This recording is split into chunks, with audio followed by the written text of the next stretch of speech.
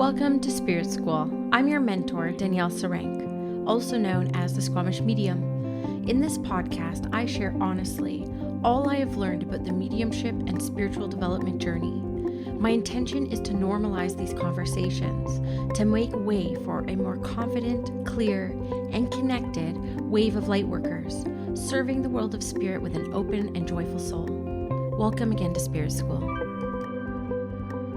Hello, Spirit School. Thank you for hopping on for another episode. You will probably notice that this is a very different topic than I typically talk about, and I'm just popping in to set the stage for what we're about to share, which is an unfiltered, unedited conversation between me and Danielle, who I will drop their Instagram account below so that you can follow them. They are absolutely incredible. I asked them to come on and talk about this topic from the lens of a subject matter expert, an Indigenous human, as somebody who has found great healing through psychedelics in this space and now has dedicated their life to making it accessible to more, taking into consideration the Indigenous roots and making sure that it is diverse and inclusive in its research and in whatever it ends up being in the mainstream space. So we go really deep in this conversation. We get really personal. We're sharing intimate experiences and conversation. So my only request, dear listener, I feel like over 5 years, I have worked very hard to be as authentic, as real, as vulnerable as possible with you. And in exchange, I'm just simply asking for a very open heart, a very open mind as we share this conversation with you. One of the biggest takeaways from this conversation has been, which I absolutely adored, how necessary destigmatization, I'm having a really hard time saying that word, is when it comes to those who have exhausted all other fields around healing and may want to give this a go. I do say this in the middle of the conversation, but I'm going to drop it in again here. I need to acknowledge the influence that I have been building over the years, and the fact that something I have seen quite commonly is I will share someone or I will share something, and so many of you will either buy from this person, experience this person, or invest in the things that I'm sharing. And I want to just say that I do not believe that this modality will work for absolutely everyone or is for absolutely everyone. I do share some context in the interview that we have here that might bring you a little bit of comfort around that. But what I don't mention in the conversation that I want to add to the show notes, which is how come they're so long, is a post I wrote in the Spirit School community the night before we held this conversation, because I wanted to give the audience comfort, especially those who still have a lot of stigma around this topic, those who are not as open to it, that I did a lot of research, a lot of studying, and I share all the resources that helped contribute to my decision to try psychedelic healing to potentially treat or cure my PMDD condition. And this all happened a couple years ago, so I haven't changed. None of you know I did it. I am literally sharing everything 18 months after my last healing experience with psychedelics in an effort to treat and manage my PMDD. So the Danielle you get today is the Danielle you got 2 years ago, 3 years ago, 4 years ago, 5 years ago. It hasn't changed me fundamentally, but it did create some experiences that did crack me open, humble me up, and set me on a more confident path forward. So I will leave that there. I wanted to just pop in before I drop in this recording. And again, this conversation happened live in the Spirit School community. Come join the Spirit School community. It's perfectly free, but we will definitely be having more conversations like this via video live in that space. So if you want to come see the video of me and Danielle talking, please do hop over to the Spirit School community. I will add that link in there, and I will absolutely be doing more of this in the new year at Spirit School. So enjoy the conversations. If you have any questions, just hit me up in a DM on Instagram at Squamish Medium. Or if you're on Spotify, you can leave a comment. But for those who are live in attendance, there's over 60 of you. I just want to say thank you. You really did make the energy of this conversation feel very rich, healing, deep, and everything that we had set the intention on in creating this conversation for you all. So thank you for your openness. I hope you enjoy the topic and the conversation, and we will see you on the other side. Welcome. Hello, everyone. Hey, Daniel. Hi.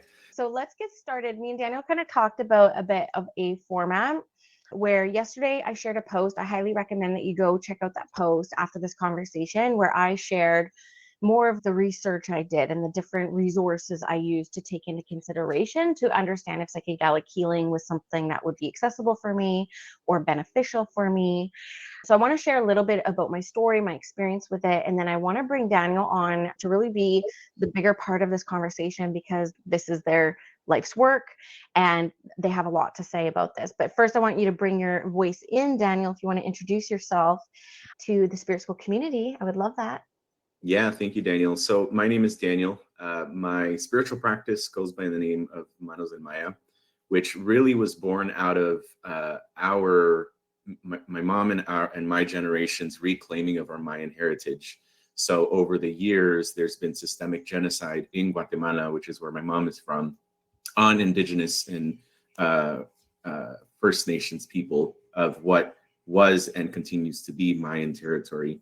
And of course, through doing some tracing around my own spiritual development and being in the mediumship container, I learned that I actually come from a very long lineage of Mayan healers and shamans, which really explains the genesis of how, when I was 5 years old, I'd run around the house with a towel wrapped around my neck, pretending to be a doctor and mixing potions and elixirs, which leads me to my muggle job and how I wound up in medicine.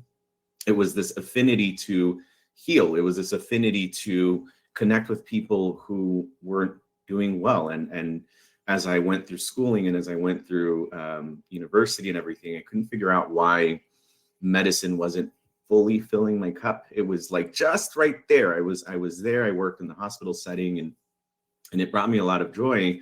It just wasn't doing it for me until obviously the spiritual development. That's when it clicked that I'm meant to be a light worker and a healer in that regard. So in my current 9-to-5 job, I'm the global head of patient experience, diversity, and inclusion. So I'm responsible for 60 countries of clinical trial development, and I oversee cardiovascular, neuroscience, metabolics, rare disease, and oncology. And in the midst of that portfolio within neuroscience is where we do all of our psychedelic work. So yeah, that's a hybrid of me, the spiritual side and the muggle 9-to-5 side. So just dropping Daniel an emoji, how excited you are to have him here, because can you see why I wanted to have this conversation with them? And I'm sorry if I'm using the pronouns. I know you go by he, her. So if I jumble it up, please excuse me, but I'll try to it's whatever feels right in the moment. So go for it. Awesome. So my background in this is not as traditional and it's not as established, I have to say. So that's why I wanted to start by sharing kind of my muggle experience in this regard, and then bring your real wisdom and your grounded and practical experience with this as part of the real conversation. And where I wanted to start with this is, I tried psilocybin when I was a teenager. I think, we didn't have Facebook or Snapchat or anything back then. We were out in the forest. That was kind of the childhood that I really grew up in. And there's a lot of experimentation with that. And I have to say that my first ever experience with psilocybin was not a great one. So much so that when I've had my first experience, because of course we didn't know about intention setting or set and setting when you're that young, which is such a big part of the healing process of it, I ended up having what we would consider to be like a hard trip or like a bad trip around 14 years old. And I never touched it again. It was just one of those first experiences. So when I got diagnosed with PMDD in 2017, I had had it for much, much longer. I remember going to a naturopath because my doctor would just like roll his eyes anytime I would bring up, PMDD or like having like this anger and like this depression that would only come 2 days a month, but it was so severe. It actually impacted my life in so many negative ways. I would get an eye roll. And well, I don't want to give you antidepressants because you don't need them for 28 days. So it's like basically tough luck. So the medical system didn't prove to show anything. And back then they weren't even like researching PMDD. They were just lumping it in with severe PMS. I went to traditional doctors. I went to different naturopaths. I did a bunch of therapy. And over the course of years, I remember going to a naturopath and saying, like, if I don't figure out how to deal with this anger, I'm going to lose my job, because it was very severe that I would be acting so out of character a couple days a month. It was like a really life-hindering thing for me. And I would have to tell every employer, every department I was in about this condition, and I may act a bit different once a month, like just trying to give some context to what I was up against with this condition. And it was impacting my marriage, my career, my self-worth, like just a lot of internal violence around these different times and seasons. So it was actually through my death doula studies research that I came across this study in 2019 that Johns Hopkins was doing with terminally ill patients and high doses of psilocybin to help alleviate their death anxiety. And the research was phenomenal. I watched a couple documentaries on it. I read a few case studies on it. And so this is where I feel the first nudging around psychedelics potentially being something that could support me and help me in my condition kind of like cracked me open. But for me, I was a little bit worried about the impacts of psychedelics on my brain, because we work in mental mediumship, and I was very unsure about how, if it would impact my mediumship negatively in any way. I would ask every medium I knew if they had any experience in this regard, and not many people were ever open to talking about it. It was just one of these like taboo, people didn't want to fess up if they were doing it or not. There wasn't a whole lot of like cross sharing in this regard. So DuckDuckGo, I went, came across Eileen Garret's work, who was a very respected and well-known psychic medium in the 30s, 40s, 50s, 60s, only to find out she had a center that was focused on studying mediumship under LSD. Makes perfect sense. It was absolutely wild. And she had a quote from one of her research papers that said, I feel like I'm a better medium today because of LSD and it opening me up. And so, yeah, that kind of gave me a little bit of more comfort that like, okay, maybe it won't like shut things down for me. It's just because it's my career now, I was very worried about its impact. So leading up to, and I've only ever shared these experiences in my mastermind containers. And if you were there, let me know, 2021 masterminds and 2022 masterminds, I shared a little bit more about this. But what I found was I tried the microdosing first under the Stamets stack protocol with lion's mane and like a 1/10 dose that was actually in a little pill. Like a little capsule, I should say, because I don't like eating mushrooms myself. And so I wanted to see the effects of it in that lower dose to see if it made a bit of an impact or a change. And then I ended up wanting to try one of these healing doses, which they would call a hero dose, which is 5 grams. And I wanted to just say that leading up to it, I really did take into consideration the intention setting, the set and setting. I actually joked that it was my $1,000 trip because I didn't want to do it at home, but I wanted to be somewhere nice just because I didn't know what to expect. And I ended up like at the Four Seasons Hotel with my best friend at the time, making her kind of like be my sitter around it. And the funny thing that I found, and I love that you do call it medicine, because I think that the intentionality behind seeing it as medicine was really profound for me in my first experience. What I personally found was leading up to it for 2 months, I would meditate, I would set intentions with the medicine, I would like connect with it, I would kind of like acclimate to it, and I would tell it what I thought I wanted out of the experience. But right before I went into my first experience, the funniest thing happened that I kind of chickened out because I was like so afraid of having a bad trip. I just said, you know what? I just want to learn to love myself.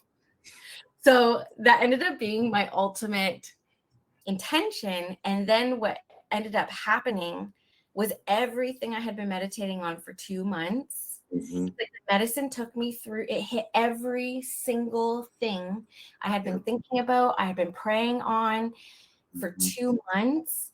It hit every single thing. And I have to say too, the most mind-blowing part about that experience, the level of healing it brought me from bringing up things on why I may criticize myself, why I have this worthiness stuff come up for me on my path. It literally hit everything. And then it showed me things that literally happened in the next 6 to 18 months.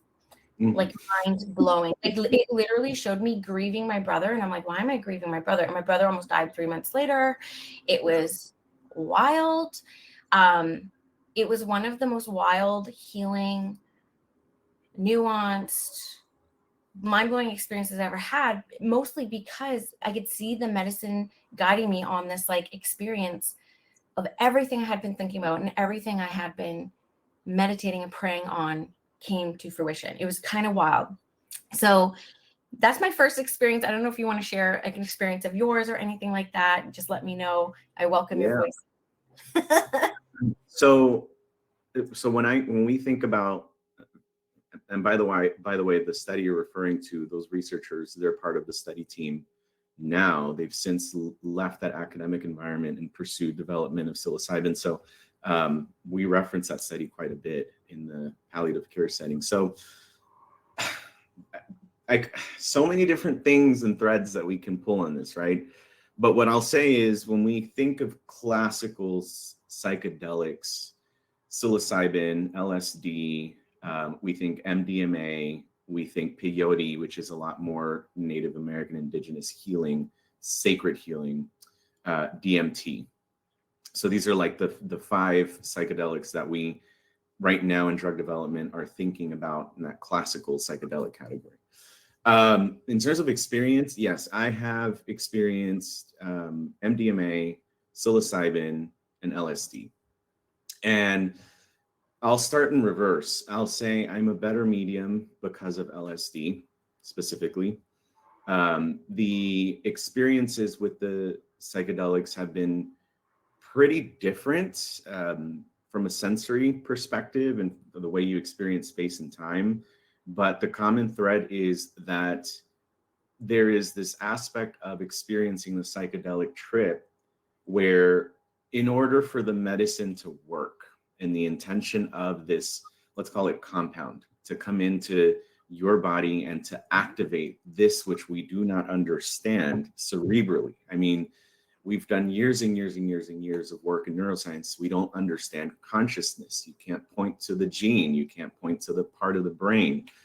And we similarly can't fully understand what we call as the mechanism of action. Every drug that we develop, every clinical trial, you'll have a booklet called an investigator brochure. It's like this thick, and it talks about the drug's mechanism of action, how it works, the target in the body, why the medicine works, etc. But with psychedelics, no one can seem to figure out why it does what it does. And I say that because in my experience, the medicine, the healing part, is in the act of surrender. It is in the act of falling into the hands of the compound. It is in the act of this compound activating itself and of you just trusting in your own healing ability. Because that's really what it is. The only thing that I, in my experience, have found is that psychedelics is like a spiritual mirror that rises in front of you. And you start to see yourself not as your own physical body self, you start to see yourself as your own spiritual self, which can take you on a pretty fantastic ride. But if you're fighting it, if you are in a position where you're like, no, I refuse to accept that, or I refuse to heal, or I refuse, if you're in any state of refusal, you are going to not have a great time on this trip. When you surrender, okay, the first time that I tried LSD, this is really cool.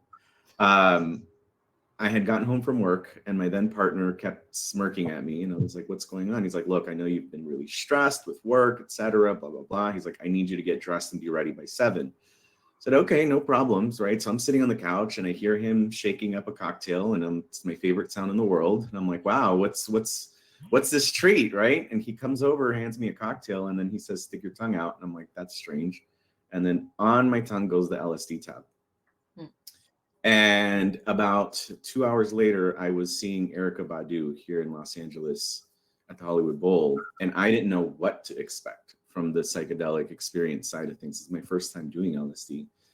And what happened was, I mean, still to this day gives me goosebumps because we're sitting in the audience and what LSD does is it dissolves your ego. So whereas psilocybin opens up your sensory perception, and it almost feels like you've broken through different dimensions.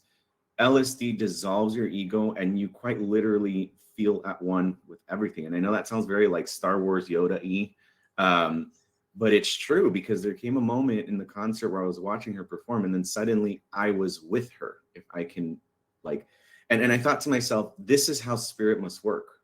When you're in spirit realm, there is no space, there's no time, there isn't a I'm way over there, she's way over there. No, it was like in an instantaneous moment, I was with her in the performance. I was with her in the experience. I was feeling the music. I could see the music.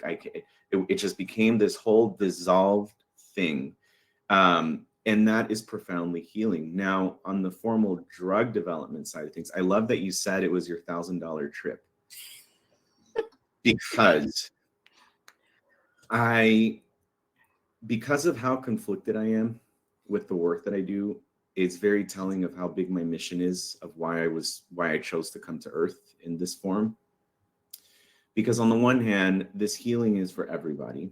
This healing belongs to everybody. Everyone should go out and experience these things.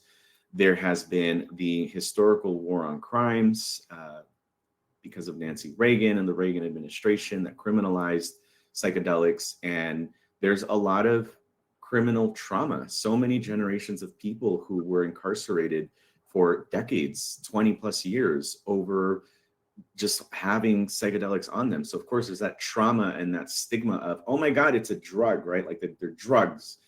And now, for the first time since the 60s, the drug development world is saying, okay, well, yes, this is a Schedule II class drug under the eyes of the Drug Enforcement Agency, but there's clear medicinal benefit. So yes, there's on the one hand the open access, if you will, and then on the drug development side, it's a very structured, formal, methodical approach to developing a compound. I mean, the precision of saying like, all right, you, Danielle, need this, amount of micrograms per kilogram of your weight in order to achieve this effect. And we will know for a fact that Daniel is going to have the same effect if he gets a dose calculated at this microgram per kilogram of weight. So it's like that level of precision that drug development is seeking to attain, because then the ultimate goal, if they are able to commercialize these compounds, the ultimate goal is that I go into a clinic and say I'm depressed, or that you go in and say, you've got PMDD, and the doctor can literally prescribe this to you, and your insurance can pay for it. And that's the whole point of this. Now, the cost of doing that is astronomical, because you have to imagine that we're conducting studies in doctor's offices where you need to have a therapist for 12 hours with the patient. The patient is double blinded, so they don't know if they randomized into psilocybin. The therapist doesn't know if you randomized to psilocybin. What if 2 hours into it, you are obviously not tripping, and now you have to sit in this room that has been set up for this study for 12 hours with your therapist, right? It's crazy. And then when you're doing an LSD study, these aren't micro doses. These are macro, you're on an IV dose. So right. You have to have a setup where like you have 24-hour nursing, et cetera. And then here's the part that I get on my soapbox, right? And this is the hardest part. When all is said and done, and you get these studies to the market, who can actually afford them? Who actually has access to mental health providers? Who actually can afford or knows or has access to a psychiatrist? So now you're looking at disproportionately affecting the communities that have been most hurt historically. Right. And they're going to get hurt again because they don't have access to this. They can't afford it. A single mom can't afford to take a half day to go to a, therapist for a psilocybin trip. And that's really, really hard for me, because on the one hand, you're creating a path to it. On the other hand, you're erasing the healing for large communities, right? And so that's the challenge that comes across my desk every day. These are the things that our project teams come to me and they're like, Daniel, like, fix it. And so I'm constantly thinking about it. Meanwhile, I log off my computer after a long day of work of trying to figure out how to make this accessible. And it just baffles me that if it's a Friday night, I'm like, I'll microdose some LSD. and watch a movie, right? Like it's so accessible in that regard, but like, what are the paths here, and in what setting, and under what type of, you know, what's the word I'm looking for? Like what mentality? Is it healing? Is it recreational? Is it spiritual? Is it a blend of all of it? I think it's experientially. I think it's all of it. We're human. That's just how it is. Yeah. Well, I want to say that, you know, I think because I used to work in First Nations healthcare myself, like at that health governance and policy level as a supporting character, but got to sit in some pretty big rooms when it came to decision making on Indigenous healthcare in Canada. And so, you know, I imagine, well, there's a couple of things. One thing is it brings me a lot of comfort because you can get a little bit uncomfortable sometimes knowing that there are companies or organizations like policing the medicine, and knowing like it was so easily accessible to like our Indigenous communities. I watched that documentary, How to Change Your Mind, and the last episode on peyote was really eye-opening, right? About how it was becoming less accessible to the Indigenous because non-Indigenous were coming to just like harvest in mass scale when you really just need to take what you need kind of thing. So we lose a little bit of that respect, if we will. So I just want to say that it brings me comfort hearing you talk, that there is somebody spiritual, a light worker on this,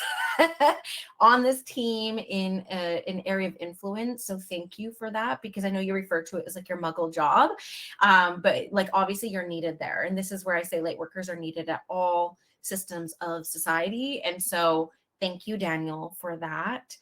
I want to share my second experience, and I opened it up for people if they have any questions, because I thought that this would be a great space for people to kind of ask questions. And, you know, I'm just kind of taking in all the things that you said, because it's a lot and I'm not in that world, but it brought me like a lot of comfort, because I agree about the inaccessibility for certain groups. But my hope is that, you know, we've had different psilocybin dispensaries kind of pop up. Districts are giving them permits, like nobody's policing it too hard. It's like pretty accessible now. And I hope that it can just stay really accessible at that level as well. But it also brings me comfort too, because, you know, when I was a kid doing it at 14 and ended up having this like not great experience that kept me from it for almost 35 more years, you know what I mean? It brings me comfort knowing too that they have tested out different methods of really having people who maybe are not as spiritually inclined to see it as medicine and have a protocol to follow that is more helpful for the majority than not. So that makes me really happy too. I actually did consider doing my first experience in that container, but everything I could find, they would like boot you out of the room after 8 hours. And I was like, I don't know if I want to drive. Like, I think I need somewhere to like stay. So that's like the decision that I made. But my second experience was actually what you would term as a tough sitting, a bad trip, but it wasn't a bad trip. It was just like really, really, really difficult. And it was my last one, but where you talk about you feel that LSD maybe made you a better like medium, which I completely agree. That's what, you know, Eileen Garret had been quoted saying. I will say that this experience did open up my mediumship for about 6 to 8 months, where it was like a lot easier than it was because I did that ego dissolution dose, right? So I didn't talk about LSD being that ego dissolution, but I did the ego dissolution dose in psilocybin because I felt like the medicine was calling me back. And so some time had passed and I went into this experience. And what I'll share is it's always the lead up to it, right? So you do all the meditating, did all the things, did all the attention setting. I feel like I kind of know what's about to happen. And me and my friend decide to pull goddess cards before the trip. Oh, I wonder what goddess is going to meet us. So did anyone want to take a guess what card I pulled? When we look at the goddess realm. Was it an energetic death card? It was Callie. And so I saw, so Chrissy was like, yeah, Callie. So I pulled Callie and I put that card back so fast. And I was like, oh no, I did what any of us would do. And I put back the Callie card. I reshuffled, pulled a different card, read it. I'm like, yeah, okay, this is my queen. Right. And so I start this experience and it was kind of like I was rolling in mud a little bit, like what I was seeing. And I was very uncomfortable. I was in a lot of discomfort. And it actually started off really hilarious. And I remember saying to my friend, I'm on a hunt for joy. And I was actually on this treasure hunt for joy. And I was like looking under the couch, and I was like looking in the drawers, and I was looking in the cupboards, and I'm like, Joy, where are you? Where are you, Joy? And that's kind of how this experience started. And then I ended up in the stars. I'm always in the stars. I don't know where other people end up, but I'm always in the cosmos. It reminds me of the book, The Afterlife of Billy Fingers, which is my favorite book, where he says, I'm just floating with the universe. That's kind of what it feels like. And then, different experiences start coming in. And what happened is Callie came in, and this is, when I look back at it, I'm so glad I had this experience, but it was really hard to go through in the moment. But Callie basically sat with me while I was disheveled, and she would hold a version of myself in front of me, and she would be like, do you love this person? Mm-hmm. And I would either say yes or no, and she would say, can you accept that? And then she would do her Callie thing and then put me back together, and she's like, perfect.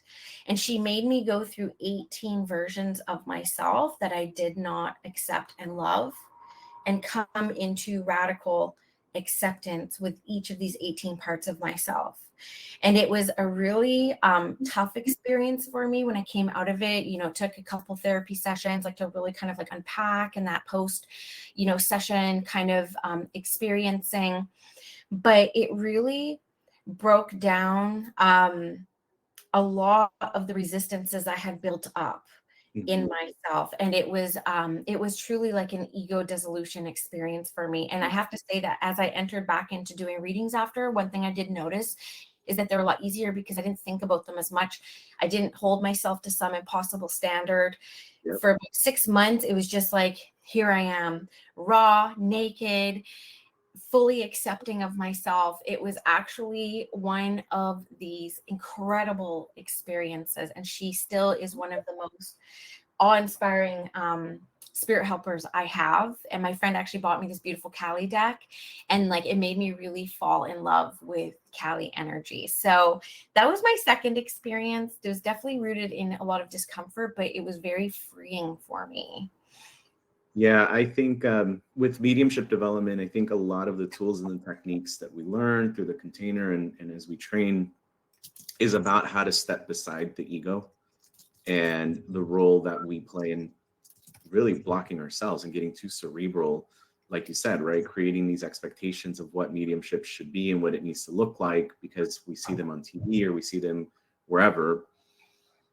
But my experience with LSD was I think what makes it so profound is it's not about silencing the ego. It's about literally killing the ego. Just ceases to exist while you're on that medicine trip.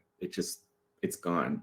And there was a question on here about, does microdosing over time versus a large dose?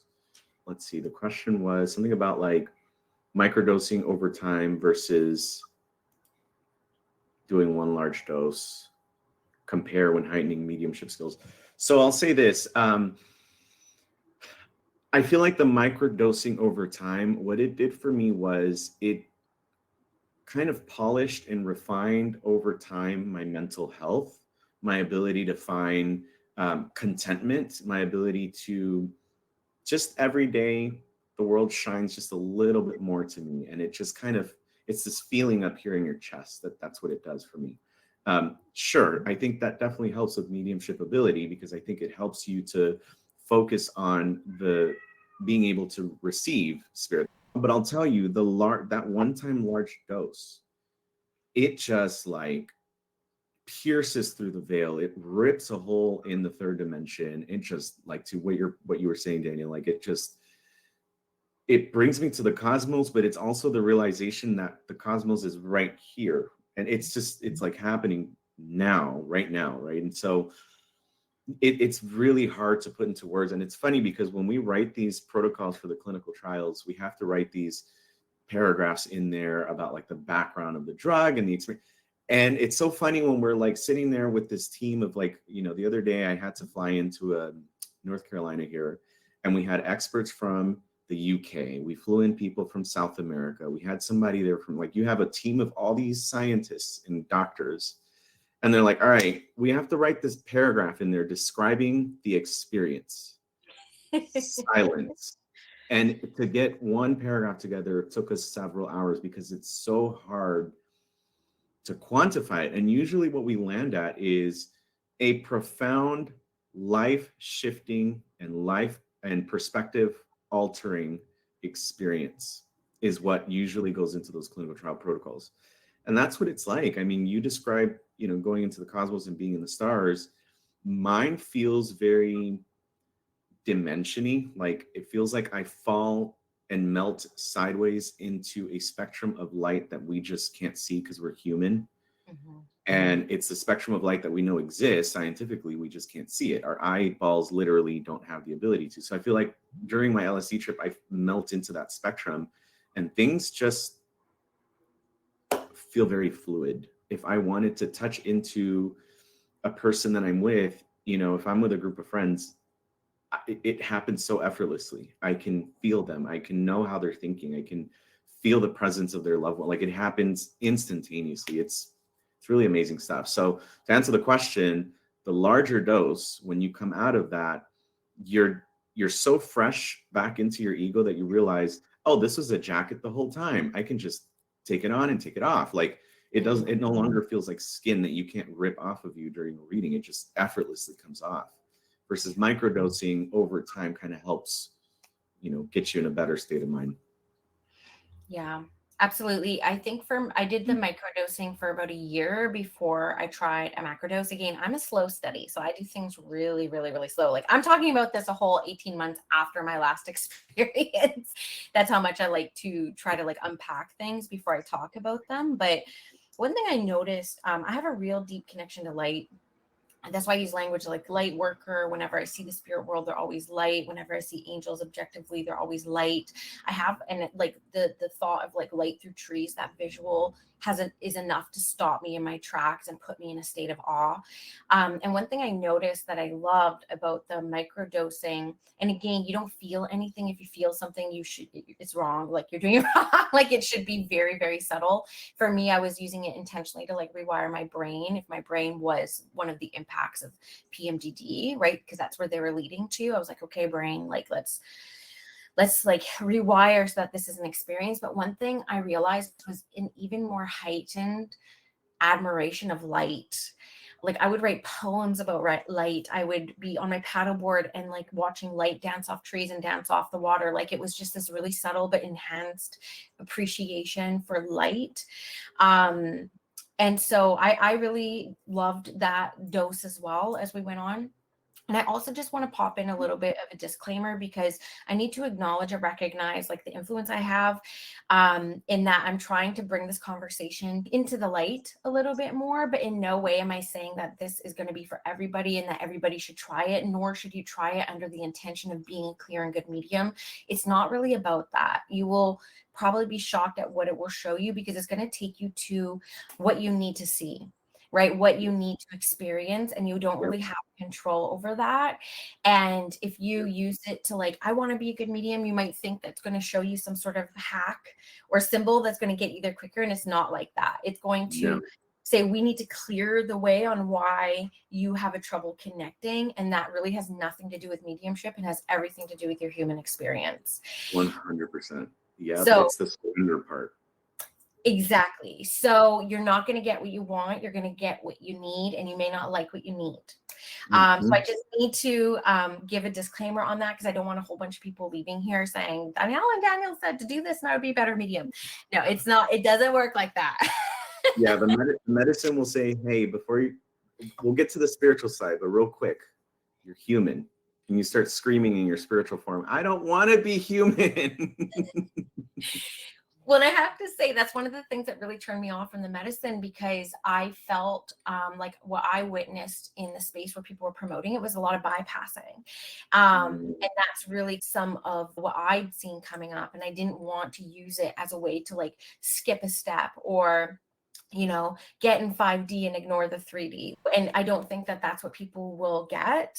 I read a lot of also on Reddit, like trip reports. There's a trip report page, and it's actually quite hilarious where people kind of come back and share their experiences. And so I knew that anything could happen.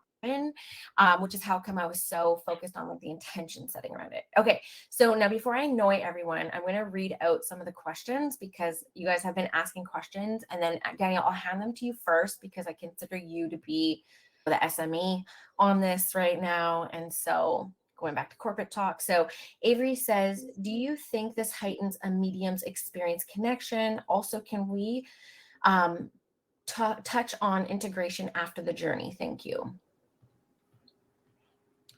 Do you want to go? Sure. Well, I feel like we just kind of touched on a bit around that connection and experience. So my thought on the integration piece is have a plan of integration. There are actually amazing qualified therapists out there that help you with post-trip decompression. Like you can book a session in advance if you want to have somebody who specializes in psychedelic medicine to help guide you through that integration piece. For me, I, stayed in a hotel. And so I knew I was going to be there for like 36 hours. And so I brought a journal. I put on beautiful music. I tried to capture everything that happened. I tried to like sit with it all, not explain it all the way, but just like be with it for a little bit. And then, I have a therapist. She knew I would be doing this. She wasn't qualified to sit with me for it, but I really used a lot of those sessions to share what I had experienced and what my reflection was on them. So, I had people kind of lined up to help me unpack my experiences and be that space to share some of them. Because the spiritual space can be really judgy, especially when it comes to stuff like this. And, I haven't felt overly safe bringing this conversation even into spirit school. So this is me saying, okay, I'm starting to feel a bit more safe here, that y'all aren't just going to like judge and stuff like that. But I really did have my quiet containers that felt very safe to me to share what I saw, what I experienced. And some things didn't make sense for years, by the way, either, that I was able to experience. So that's my thought on like integration. Anything that you want to add, Danielle? I'll balance that with just sharing again the type of things that keep me up at night.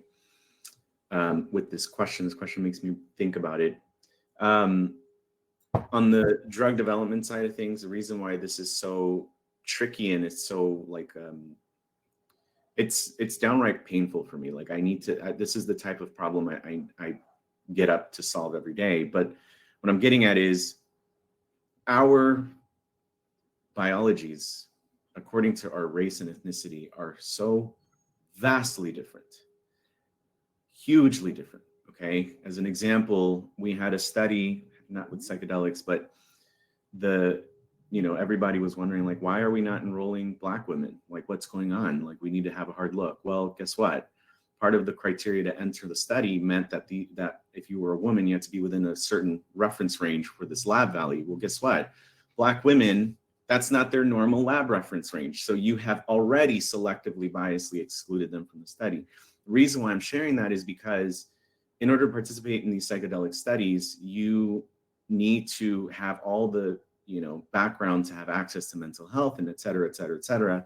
So if you're excluding these communities of color and they're developing a dose that they're then going to submit to the FDA and other regulatory agencies like in Canada and Europe, et cetera, and they're going to say, we're going to legalize this dose for people. Well, that dose was not adequately studied in all other race and ethnicities, so that when my mom goes to the doctor with the same condition, they prescribe her something and it doesn't work. That's an issue, right? And so when I think about integration, it just took me on that tangent about why the duality of the spiritual work with the Western medicine is so important to me.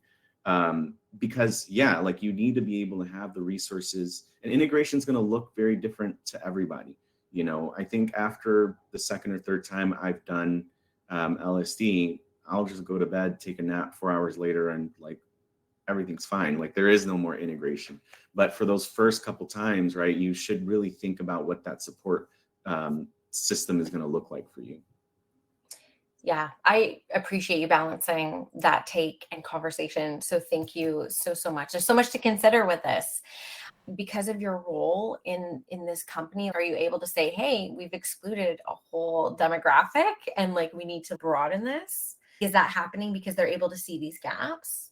Yeah, so in that particular study, I halted the trial, and we submitted a report to the FDA, and we said, hey, we're halting enrollment. Went back to the pharma company and said this needs to be rewritten.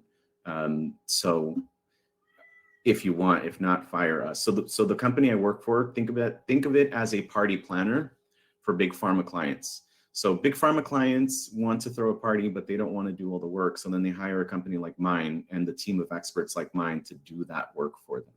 So if they sign a contract and they say, hey, we're going to hire you as our party planner for our study, that comes with terms and conditions. You don't tell your party planner where they're going to get their chairs, where they're going to get their flowers. That's all bundled up, right? So in that regard, yes. So if we find those discrepancies, it's my job to halt them and say, well, wait, we need to take a hard look. What are we doing here? I love that. I know you call it a muggle job. This is the furthest thing from a muggle job I've ever heard. A lot of fun, yeah. Okay, next question from Emily. Can you talk about setting an intention for your experience? Like, why should you set one, and what is a reasonable intention? In the beginning, I did that. I feel like I looked at the first psychedelic I did was psilocybin. I feel like I stared at it and was like, all right, tread gently. Like I want to experience this, and I want to have, a light experience, etc. From then to now, my attitude has changed. I no longer set intentions because there is such a trust that my body and my soul know where I am. And there's such a trust and knowingness that I'm connected to the spirit and the divine at all times without having to think about it, without having to write an affirmation down. It's just like, all right, today's the day, and just fall. And like the act and practice, and I call it practice because it's an ongoing practice, the practice of surrender. I'm constantly practicing surrender so that at this point, if I were to do LSD or whatever psychedelic, by the act of deciding I'm going to do it, I have already surrendered and fallen into where I need to be, because at the end of the day, the medicine is going to do that anyway. So that's kind of where I fall with intention setting. Okay. I'm obviously still a baby newbie at this. I've just had those two experiences and it's been a while. Yeah, I think with intention, like for my take is just like, I think as mediums, as light workers, we're always kind of setting intentions, right? Like we pray before our sessions, we talk to the world of spirit, like allow me to bring through the deepest need of healing today. So when I do my intention settings, it's pretty much the same as when I prepare for a mediumship session or when I am entering a visualization with my guides to receive some clarity. It has that same energy. It has that same process for me. I love prayer. I'm reclaiming the word prayer in my own life. I'm not going to apologize for it anymore, but that's essentially what I'm doing. I'm trying to be in harmony with it. Now, I obviously have an affinity for plant people. This is my tobacco plant. And so I love the idea of talking to plants and like it's a powerful plant for you to have there, Danielle. It is, this is how I reconcile my years of abusing colonized tobacco. I smoked for 17 years and had a really unhealthy relationship to the plant. And then as I started to reconnect with my culture, tobacco became my favorite offering. And that was really conflicting for me because I had such an unhealthy relationship to it before. And so one of my ways I'm reconciling this relationship with the medicine is to grow it myself, like from beginning to end. And I'm actually experimenting with drawing it out. Now I'm doing it all intuitively. And so I'm experimenting with different drawing methods and stuff like that as well. But this is how come I love topics like this, because it is part of the plant people family. And I think that we can be in harmony and be in vibe with the plants around the world. So I treat it just like I talk to my tobacco plant, just like I talk to my ancestors, just like I talk to my guides and your loved ones if you sit with me. It's all the same.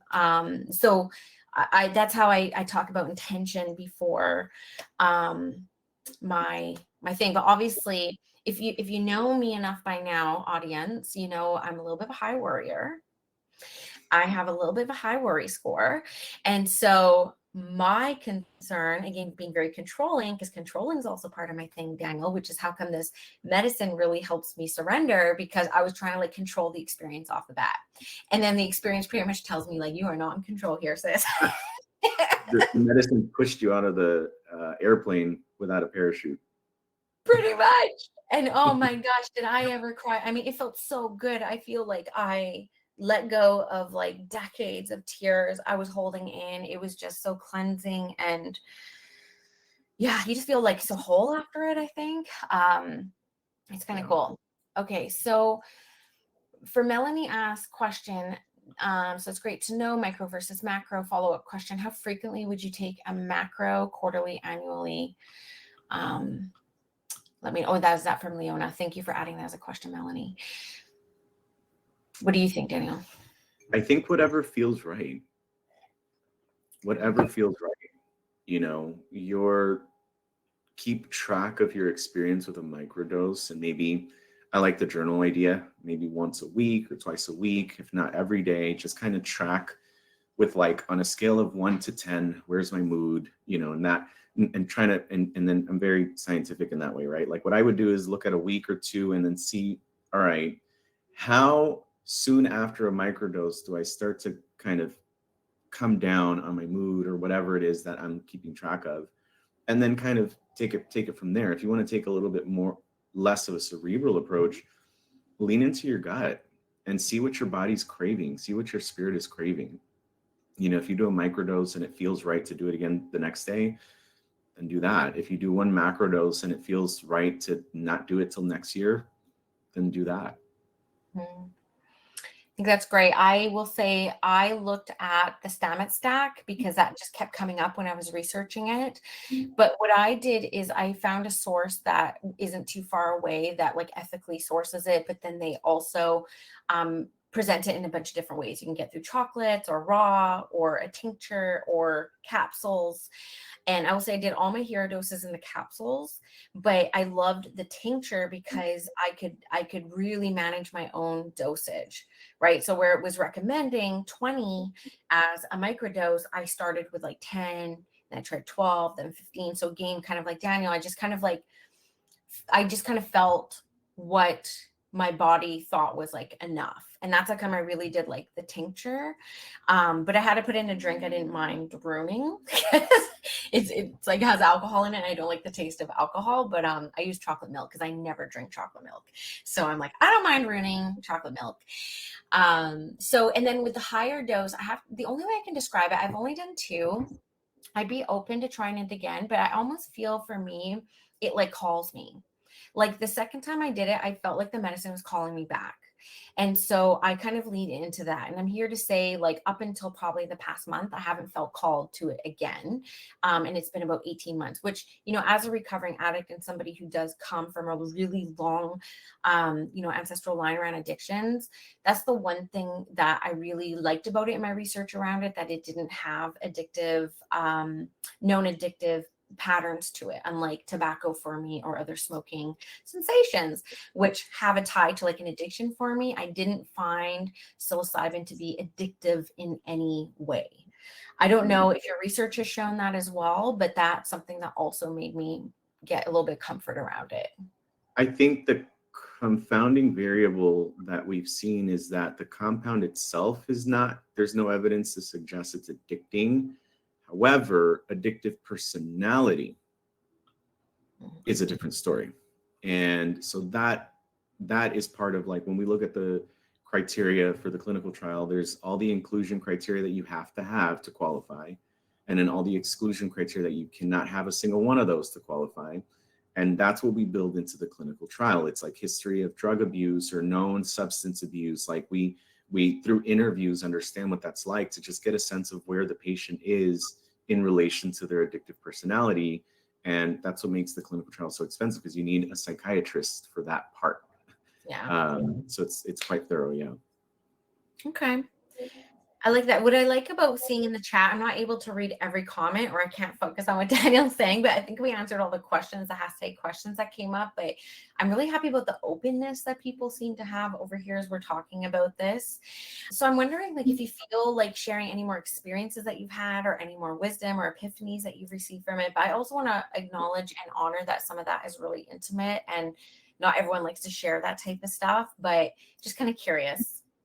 Yeah, I'm happy to do it. There was one question that caught my eye, and it was about reconciling how this may affect the minds of young people. Let me see. I just want to make sure I found it. Oh, Leilani had a cue. Let me see.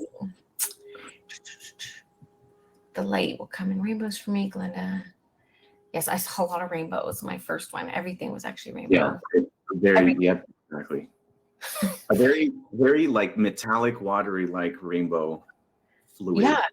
Experience. So that's where I got the teaching around the stream of life. Like, I literally saw like a stream of life, and it was just colors I've never seen. Like, it was so cool. It was so cool. I always said when my childhood dog passed away, I used to say, "Oh, he went across the rainbow bridge."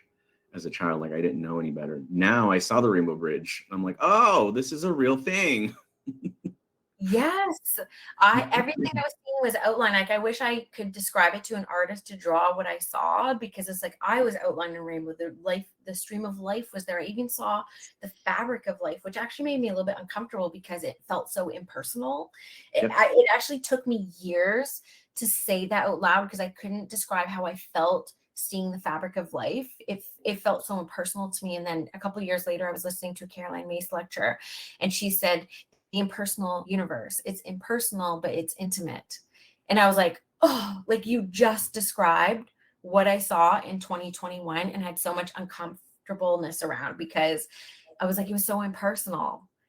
Yeah. It was kind of wild. Okay, Leilani, so thank you, Leona. She says, can you talk about the medicine if it does not speak to that person? I've seen kids mess up their brain and how to recover. There you go. That's the one. Thank you, Leona. Thank you. Thank you, Melanie, as well. Yeah, thank you. Thank you, all right. it again too. Yeah, I appreciate it. So, the reason why I wanted to talk about this is because, by the way, the psychedelic portfolio is all within neuroscience, and the reason why is because it addresses all mental health disorders. Psilocybin for treatment-resistant depression. We have MDMA for post-traumatic stress disorder. LSD is treating generalized anxiety disorder, if you can believe that. I was shocked, by the way, as someone who has had friends go on an LSD trip with me and they like don't have a great trip. Now I'm in this drug developer role, and I'm like, oh, the theory here is we're going to use it for generalized anxiety disorder. Okay, right? But again, it's because it's not about the experience. It's about what is happening chemically here, structurally. So I'll say this. I think, number one, the cultural stigma and the belief system around that person's upbringing, that child's upbringing, et cetera, and how the parents may be influencing that perception, you're imprinting how they see the world and their understanding of how medicine is and what it is. So, you know, in my experience, I worked at a children's hospital for a few years, and I would very noticeably see very, very different responses to medication and to just overall treatment in the rooms where the parents were anxious and nervous and skeptic and on edge and what is that, and don't give it to my child, and da da da. And what would the child do? They would tense up, and, you know, they would actually have these adverse reactions to certain things. And, you know, I balance my Western medicine mind with the fact that I'm a spiritual being, right? So like, I'm a big believer that there needs to be a balance of the relationship that your body has with medicine. It's a relationship. It's not a prescriptive, I'm going to give it and it's going to work. And then in the rooms where the parents took more of a accepting, holistic, supportive, we're here to heal, we're here to trust each other, you would see better response rates, right? I should have done a study on that to prove it a little bit more and back it up. But I say that because more often than not, the adverse effects that we see with psychedelics has a lot more to do with underlying, what we'll say, comorbidity of a mental health disorder and or unresolved trauma, that at the time of that trip, it precipitates it. And it, like, you really can't, once you're in the trip, there's no way to back out of that tunnel other than to just move forward. And the sooner that you can accept that during your trip, the better, the easier of a time you're going to have. And so, I think it's a matter of listening to your bodies, and what Danielle said earlier too. It's not going to be for everyone, and not everyone is going to benefit from the medicines the same way. So, I think it's important to have that sense of awareness, number one, of like, what is the belief system around and the attitude, and how are you influencing, your child's perception of this? And then number two, just keeping an eye out on, all right, well, not everything is going to work with psilocybin or LSD, et cetera. Maybe none of them are for me. So that's kind of how I wanted to talk about that, because again, on the flip side, these medications have been life-changing. We had one patient on panel who couldn't even give his opening "Hi, my name is" without being in absolute tears, because he had struggled with treatment-resistant major depression for years. He had attempted suicide multiple times. He had lost his job. He had lost his marriage and his kids. His life totally fell apart and destroyed because the medications were not working for his depression. And he did a couple of sessions with psilocybin on macrodose. And he's like, I feel like I should have done this 15 years ago. And it's changed my life, and people need this. People are suffering everywhere, right? So you'll see the opposite spectrums of people who don't have that great effect. And, maybe there's some sort of residual adverse effect on their psyche, but then you have the total opposite effect, which is what we're seeing in troves. That's the reason for all of this drug development work, is because of that benefit that we're seeing in the mental health space. Yeah, touching on that, I can't touch on the youth because I just don't know enough about it. So I'm glad to have you here to kind of bring your wisdom into it. But I did read a lot of research about, war veterans being treated for pretty severe PTSD with this, with really high success rates. I will say, as somebody who smoked colonized tobacco for 17 years, I was one of the most devoted smokers you will ever meet. Like, I smoked a lot, and I got them for free because I worked for a race car team that was sponsored by Tobacco Cigarettes Team Players. And trying to quit smoking it made me crazy. It actually made me crazy. It was harder for me to quit smoking than to birth a child. Wow. I went absolutely crazy. It was so severe. I actually only quit once because the whole process of quitting it just really, really messed with me. And I used Champix, which was really severe as well. A lot of side effects with that as well. I'm like, I am never quitting again. And so I did. And I've been quit now for about 15 years. Thank goodness. Well, less than that, I think maybe like 13 years. I just celebrated this past May. So one of the stats that kind of blew me away was around using psilocybin, one dose, one time, for people to quit smoking cigarettes, because it is such a hard addiction to quit, one of the hardest, because it is so accessible as well. And the success rate was 85%. They checked in with people a year later, 2 years later, who did one dose to quit smoking cigarettes, 85% success rate. Like, that is astronomically effective, right? For it. So I wish I knew about that a long, long time ago, because I much would have preferred that than the side effects that I got from Champix for 6 months. It was really, really hard to quit, but I did it, and we're done with it. So I want to touch on this comment because it is something that I've had come up a few times in conversations. And so for people who love the naturalness of like psilocybin, it grows everywhere, it's accessible, you forage it, and then, the mentality around it being brought into mainstream through clinical settings, because you do really walk both sides of the world. Like, what do you say around that? And how do you reconcile that with yourself? And is there anything that you can say that can help bring balance to that perspective? It is very hard. on the one hand, some of the work that I do. So, I mean, earlier, I gave you guys my background. Psychedelics is one, asset of a portfolio within neurosciences.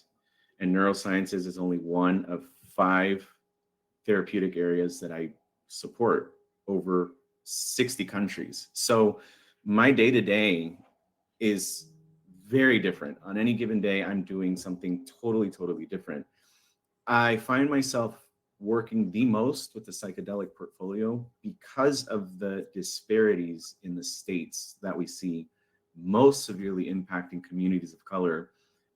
And specifically with psilocybin, we're working with Native American tribal leaders to understand how do we come into the space from the lens of storytelling, the preservation of health, the preservation of culture, so that you are not seeing this transactional historical trauma of, well, you're ripping and taking and stealing and commercializing.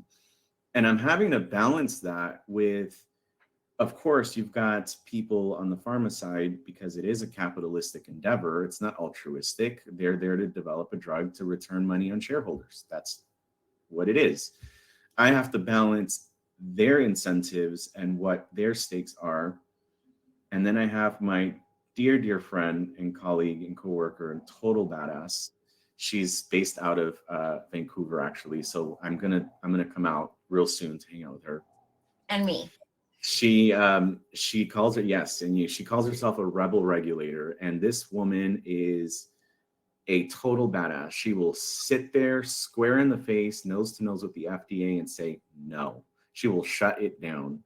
And I balance all of that with being able to work with tribal leaders and other community leaders in the Black community, Hispanic community, and say, all right, what do we need to do to make this accessible, number one? But most importantly, how do we educate these communities to destigmatize all of this? I think that's the most important thing, is the education part, and destigmatize something that you are straight up traumatized of because of the war on drugs.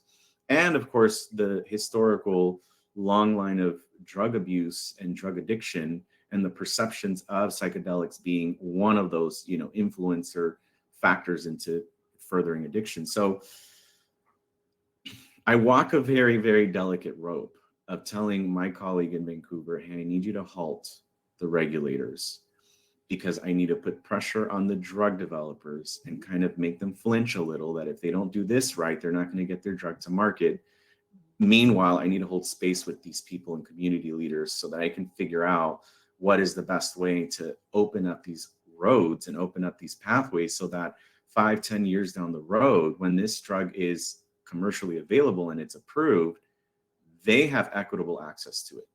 And it's not just the select few that, are benefiting from this now we're going to say traditional Western medication, even though it's a holistic medication, right?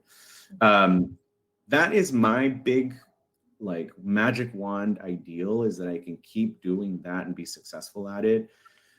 I struggle a little bit with recreational legalization, only for one reason and one reason only, because I don't think it's addressing the stigma around it.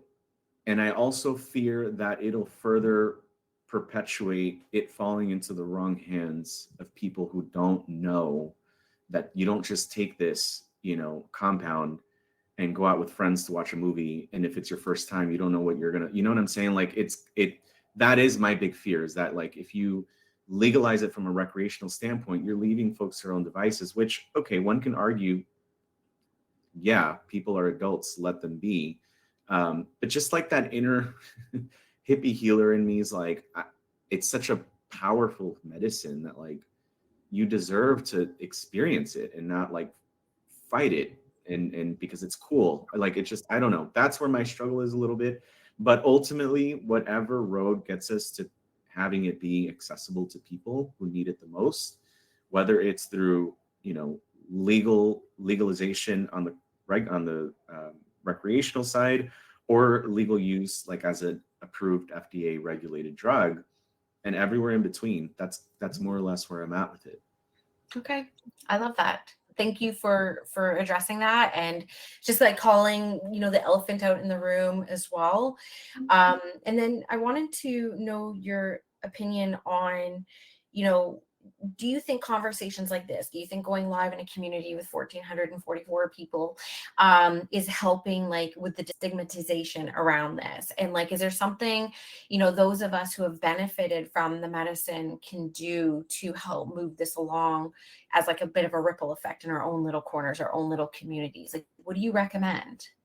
I think normalizing it, I think part of the stigma is, oh, LSD, like immediate mind image of the type of people, oh, that type of person does that, or those type of people. Like, I'm not that type of person, right? But then it's like, oh, well, hello, I'm type of person, right? And just talking about that, I think just talking about it and putting it out in the open air, talking about our experiences, demystifying that, no, not like the 1980s commercials, your brains are not going to cook like a frying egg on a pan because you did LSD, right? Like, just really demystifying. Because also the other phenomenon that I see is folks of this generation and younger generations hold, biases and beliefs.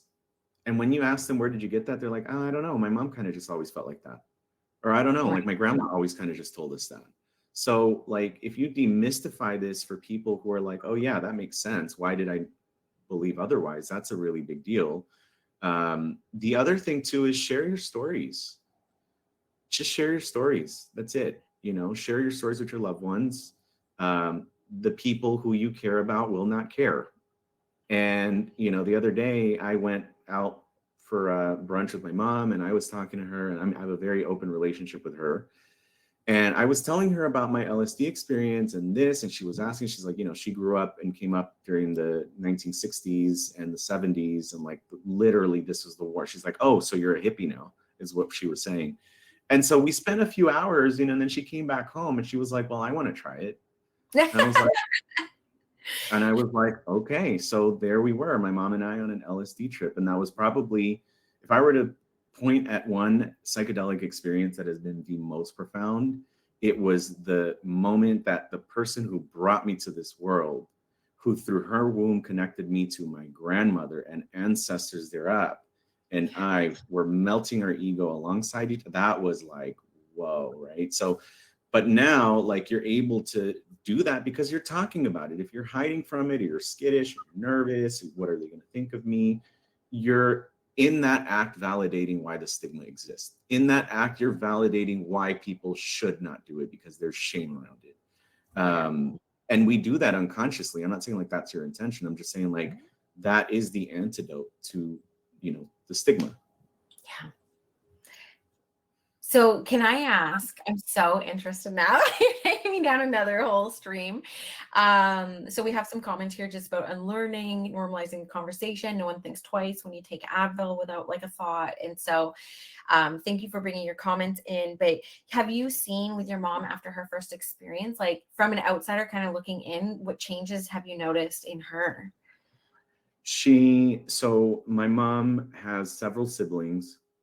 My mom was about a month and a half when her mom passed. And so my mom's older sister stepped in and raised her.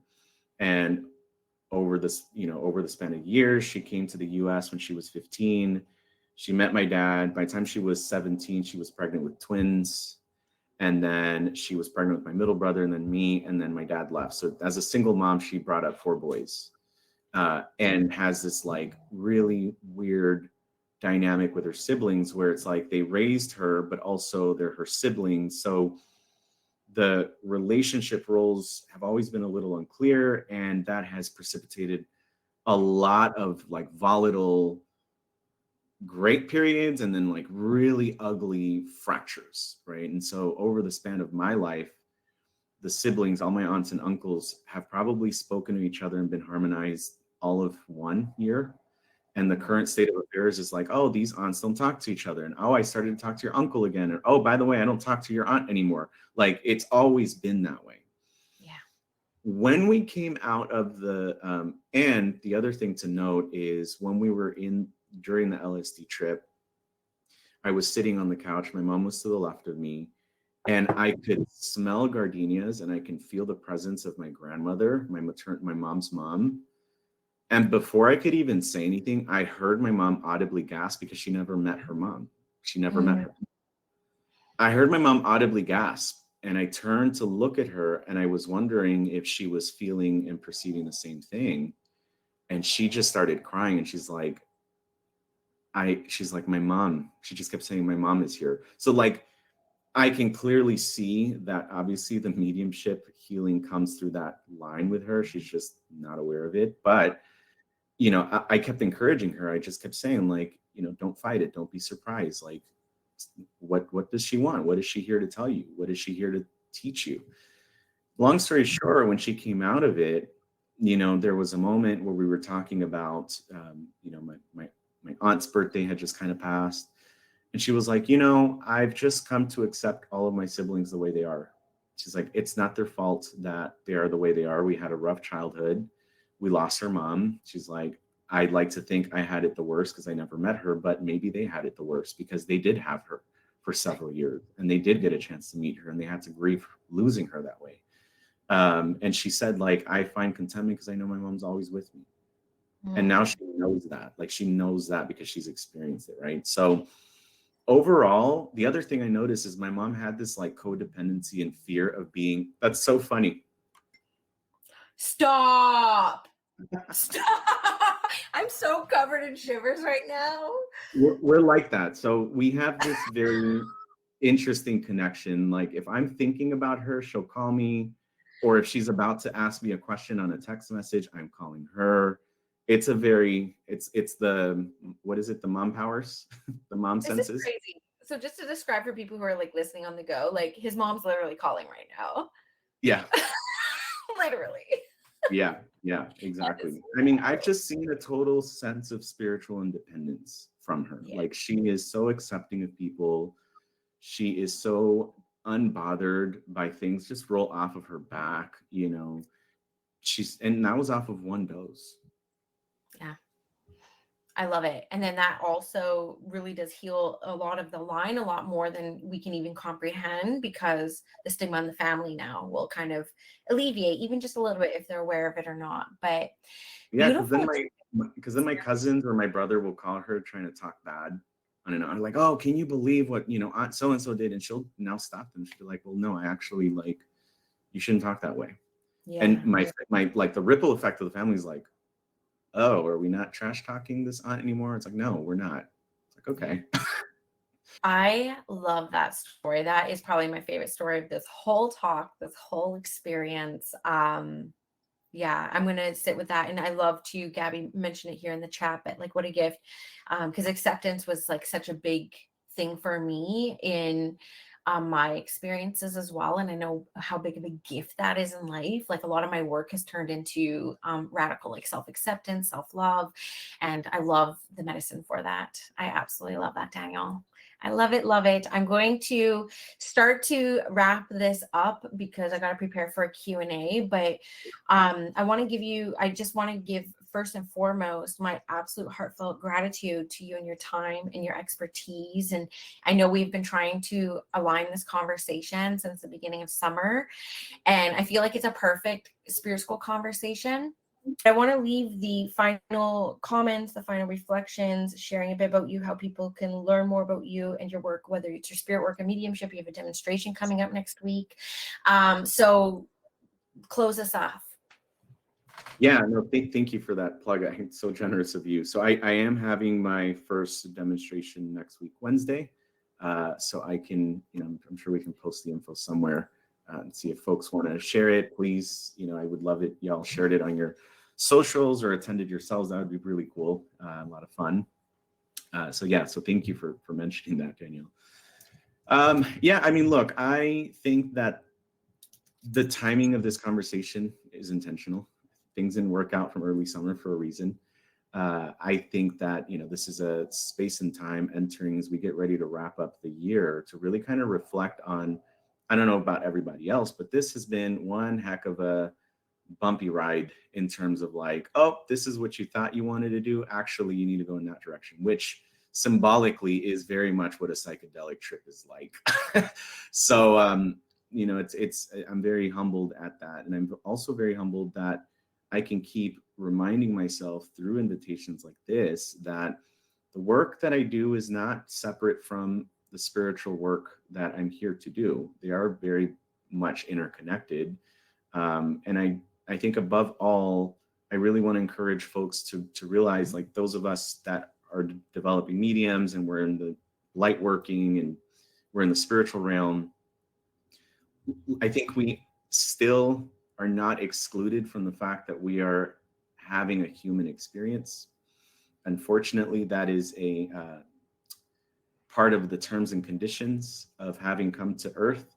And the reason why I say that is because involuntarily and subconsciously, over the span of time, we inevitably allow the ego to take back over our spiritual mind.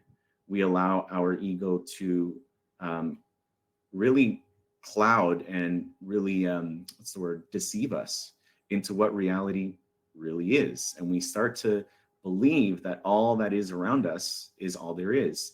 And I know that as spiritual light workers, psychics, mediums, etc., we know, I don't want to say we know better, I'll say we know more or we know different. But I think this is a good reminder that, you know, whether you explore psychedelics or not, I think a lot of the central theme here was dissolving the here and now and understanding how vast and how big the universe is and the cosmos, and the fact that our role is not a speck of dust in it. The fact that our role is we are the cosmos. We are the network of interconnected, what looks like neuronal connections when you look at these, you know, mega telescope pictures, right? That's all of us. And so, you know, I think that is what my takeaway message here is to just remind ourselves of our true form, our true selves. I like to call myself an interdimensional extraterrestrial, which is why you'll see a lot of UFO and alien emojis. And yeah, just really step into the rest of the week and the rest of the year on a light note. Like, things have been really heavy. I know they have been for me, but being able to get into the practice of surrender is the other theme I heard in our conversation with psychedelics, right? That's not a practice that's limited to psychedelics. I think that's a great practice. Just apply it to general things in life. And if there's one last thing that I will leave you with, is something that's been revolutionizing my life for the last 2 months. And it's very simple. It's also very difficult to do. And that is practicing non-attachment to the outcome. I woke up today and I have a set list of things to do, and I'm going to move through them. But you know what? I'm not attached to the outcome. I'm not attached to having done them. I'm not attached to doing them. So on and fill in the blank. Non-attachment to the outcome. Just step in and live in the moment. And I think, I don't know, psychedelics will definitely teach you that too. Beautiful messages. What a great way to leave us on. Thank you for your time, your energy, your expertise. Good luck on your first demonstration next week. Please let us know how that goes in the Advancing Mediumship container. And Danielle, just a pleasure to know you. I'm glad we got to have this conversation, and I'm sure we will have you back for a follow-up once this hits the greater audience, and there's going to be so many more questions. So we'll definitely call this a 1.0 conversation. And thank you everyone for being so open to receiving wisdom on this topic, and we will see you in Spirit School. Bye everyone. Did you know that Spirit School is not just a podcast? It's an actual school. If you go to myspiritschool.com, you can invest in self-study courses, live programs, and of course the Spirit School Collective, my baby, my monthly membership community. All Spirit School offerings are intended to get you feeling clear, confident, and connected to your spiritual path, your development journey, and of course, connected to other spiritual curious souls who are having similar experiences to you. I hope to see you in Spirit School.